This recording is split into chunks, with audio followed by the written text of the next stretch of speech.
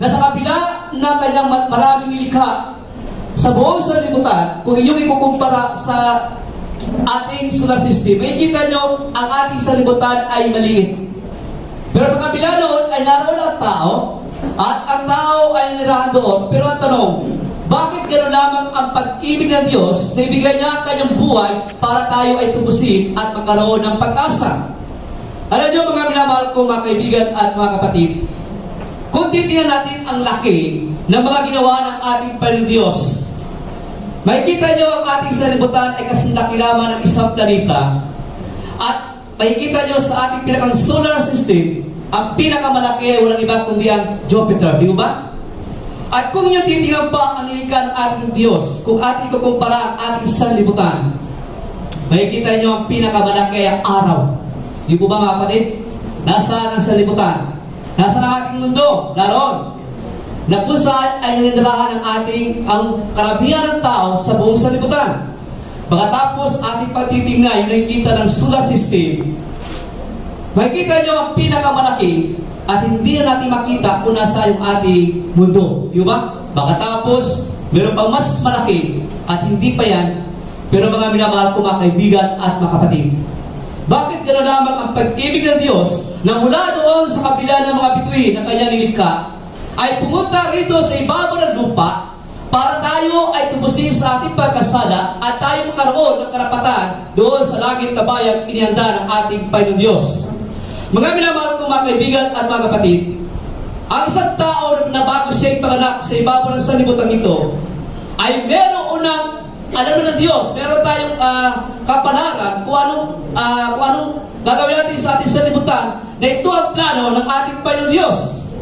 At bilang kanyang anak, ang sabi niya ay ganito, sapagkat nalaman ko ang mga pag-iisip na aking iniisip sa inyo, sabi ng Panginoon, mga pag-iisip tungkol sa kapayapaan at bigyan kayo ng pag-asa sa inyong huling wakas. Alam ng Diyos kung ano ang ating iniisip, alam ng Diyos kung ano mangyayari sa atin, pero ang gusto ng ating Panginoon Diyos, ikaw at ako ay magkaroon ng pag-asa hanggang sa uling sandali ng ating buhay at magkaroon tayo ng pag-asa doon sa langit na bayan na inihanda ng ating Panginoon Diyos. Kaya nga kung tayo man nakakasala, gaano kalaki ang pagmamahal ng Diyos sa tao? Ang sabi niya, sapagkat gayon na lamang ang pagsinta ng Diyos sa libutan, na ibinigay niya ang kanyang buktong na anak upang ang sinaman sumamplataya ay huwag mapahamak, kundi magkaroon ng buhay na walang hanggan. Hindi masukat, masukat kung gaano kalaki ang pag-ibig ng Diyos sa atin. Kapag po kayo ay nawalan ng ina, at tawagin kayo ulila sa ina, di ba? Kapag ang isang ina ay, pag ang isang nanay ay nawalan ng asawa, tatawagin siyang balot. Pero pag isang anak ay nawalan ng ina at ama, ano po ang tawag sa kanya? Ulila. Ha? Ulila? Lubos. Pero ang isang ina, kapag nawalan ng anak, ano po ang tawag? Ulilang ina. Wala di ba? Kapag hindi may kumpara kung gaano kasakit ang ikaw ay mawalan ng isang pinakamamahal na anak. Pero ang ating Panginoon Diyos, ginalang ang pag-ibig niya upang ang tao ay magkaroon ng karapatan doon sa langit na bayan, sapagkat ang sabi niya ay ganito, kung bagamat tayo nakakasala, mga minamahal kong mga kaibigan at mga kapatid, ang sabi niya, magsiparito kayo ngayon at tayo makatulad ng sabi ng Panginoon, bagamat ang inyong kasalanan ay maging tila mapula, ay magiging maputi na parang niebe, bagaman maging mapula gaya matingkad na pula, ay magiging parang balahibo ng lupa. Ganun ang pag-ibig ng Diyos sa atin, na bagamat gaano mang kalaki ang ating kasalanan, na bilang isang Kristiyano na tayo ay nakakasala, kapag tayo humingi ng tawad sa ating Panginoon Diyos, tayo ay kanyang patatawarin. Yan po ang sabi sa Isaiah 1:18. So, kaya nga sabi nga, tayo ay anak ng Diyos. Di ba? Naniniwala ako at kayo na tayo anak ng Diyos. Kung tayo anak ng Diyos, bakit mayroong problema? Bakit may pagsubok at dumarating sa atin? Una, mga minamahal ko mga kaibigan at mga kapatid. Kaya ibinibigay ng Diyos na tayo ay magkaroon ng mga pagsubok o problema sa atin para ating ma-inspect o ating ma-imbestigahan ang ating sarili, para ating mabago kung tayo nagkakamali at napapalayo sa ating Panginoon Diyos. Kaya nga, God is using our problem, how deep our faith is. Kung gaano kalaki ang ating pananampalataya sa ating Panginoon Diyos. Kung tayo ba ay nanampalataya lang sa ating Panginoon Diyos kapag tayo ba ay masagana ang ating buhay? O kung tayo ba ay patuloy na manampalataya sa ating Panginoon Diyos, sa kabila ng patong-patong na problema dumating sa ating buhay, ay hindi nagbabago ang ating pananampalataya sa ating Panginoon. Pangalawa, ang sabi nga, para makorek ang ating pagkakamali. Di ba? Madalas ginagamit ng Diyos ang mga problema to correct our wrongdoings. Di ba? Pag may mga pagsubok sa ating buhay, ating ma-realize na mali pala ang ating ginagawa. At kapag ito'y mali na, mababago ang ating pamumuhay bilang isang Kristiyano at susunod tayo ng tapat sa ating Panginoon. Ang pangatlo, mga minamahal ko mga kapatid, para tayo ay maprotektahan ng ating Panginoon. Ginagamit din ng Diyos ang problema upang tayo pangalagaan at ilayo sa kapahamakan. Sabi nga, problem, there are grace in disguise. Diba? Kapag may mga pagsubok, pag may mga problema, pagisan ay doon natin naaalala ang ating Panginoon Diyos. Nasa kabila ng ating kabisihan, nasa kabila ng ating kaluwagan sa buhay, pero pag lumapit ang problema, doon na natin maalala ang ating Panginoon Diyos. Di ba? Pero pagisan, sa sobrang bis natin, nakakalimutan natin, manalangin, mag-aral ng Biblia, at ating purihin ang ating Panginoon Diyos.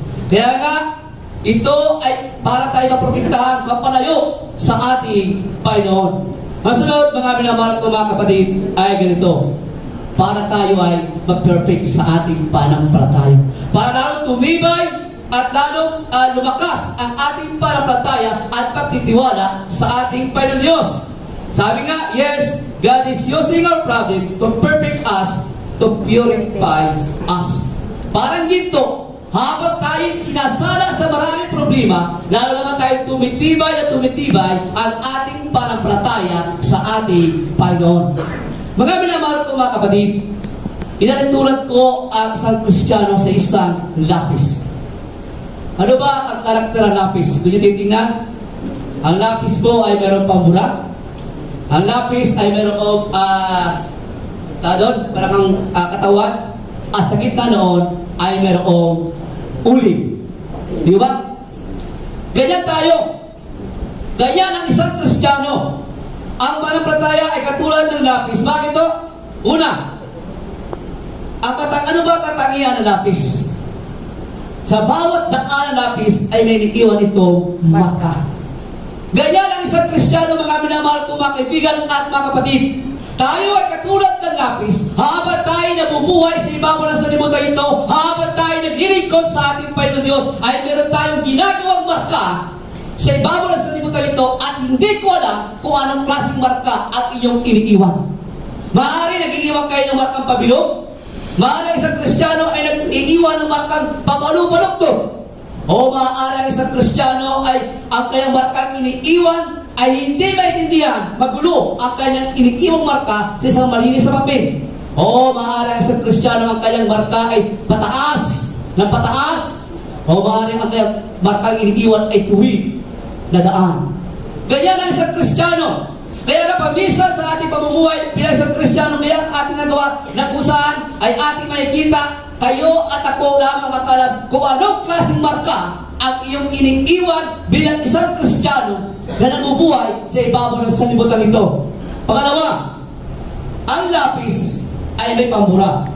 Maaari itong murahin ang kanyang pagkakamali. Oo, mga minamahal ko mga kaibigan at mga kapatid, bagaman ang isang Kristiyano ay mayroong markang iniiwan na mali.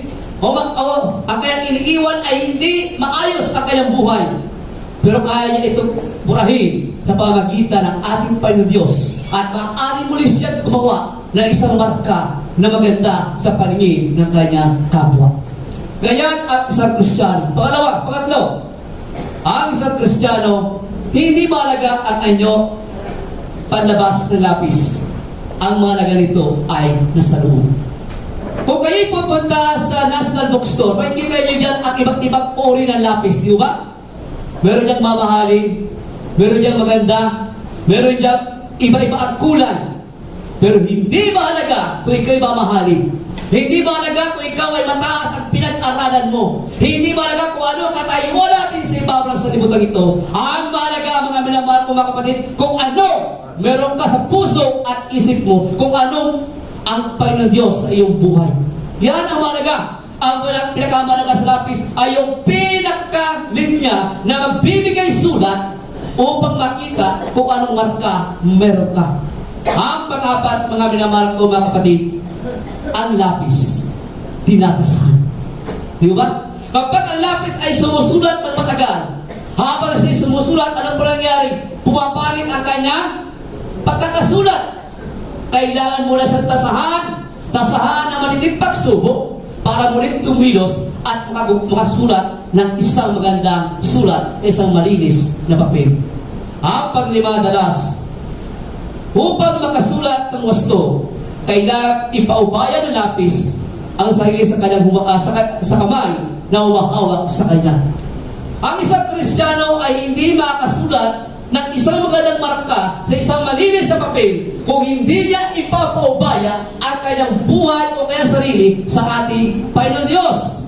Kaya nga, makakasulat naman tayo at makakasunod naman tayo ng maayos kapag ang Panginoon Diyos ay nasa puso niyo at nasa puso natin lahat. At umaasa ko, kahit anong uri ng paggugulo niyan, makakasulat kayo ng isang magandang marka na maaaring inyong iwan habang kayo nabubuhay sa ibabaw ng sanlibutan ito. Mga minamahal ko mga kaibigan at mga kapatid, ito ang isang Kristiyanong mananampalataya na kung saan ibinigay ng Diyos ang kanyang buhay para tayo ay maligtas at magkaroon ng pag-asa. Kaya nga sabi, mananampalataya upang huwag maligaw sa buhay.